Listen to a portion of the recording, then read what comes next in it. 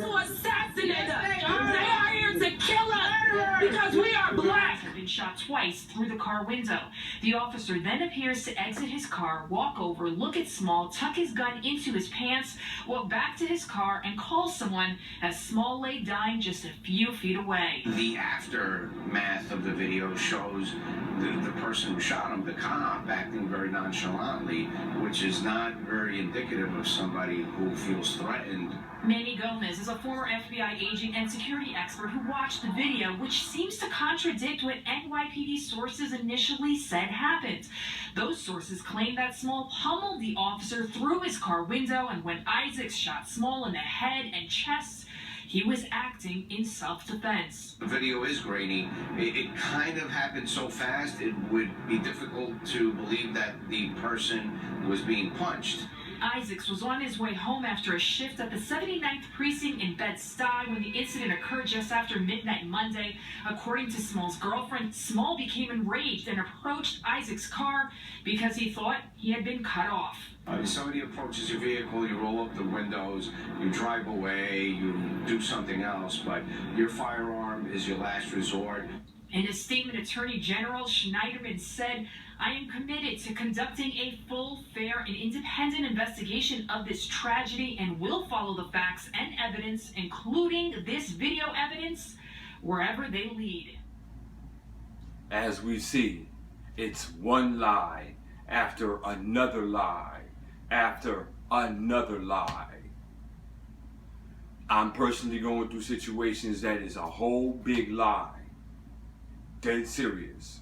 So if you have people in law enforcement that are pushing a lie, representing gangsters in uniform and badges, what does this tell you?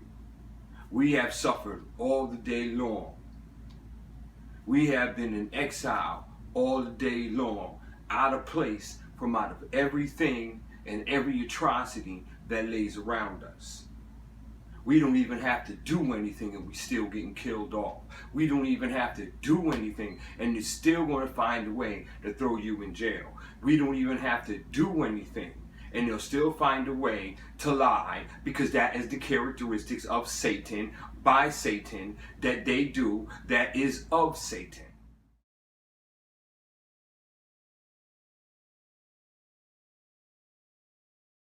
I don't want to sit down and condone everybody for a couple of bad apples, because you wouldn't want vice versa happening to you.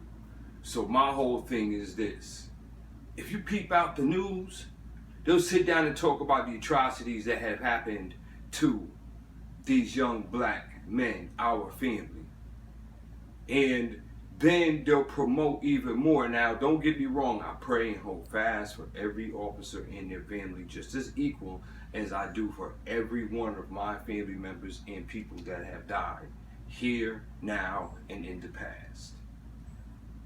With that being said, and me being equal for everybody, why has one atrocity been happening for a very, very long time? And even with this going on with these two gentlemen, we see that every news station is posting a shooting that has happened with an officer all around the world. We see that whenever it happens to a Caucasian person, they'll push more of anything that happens to them and then sort of show something really quick that is happening with these young gentlemen really quick, and then jump right back on. Now, yes, it is a bad thing, but what has been happening longer? Who has been getting killed all the day long, longer? Who has actually started the stock market that the world is living on?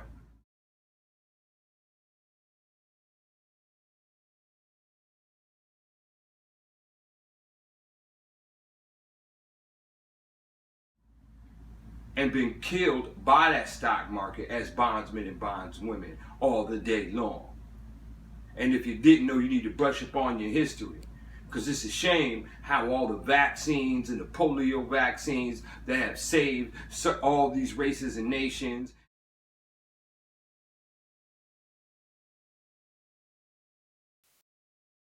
and how the financial markets and a lot of the inventions and the things they drink came from this Israel nation, bloodline, and house of Jacob. And not one time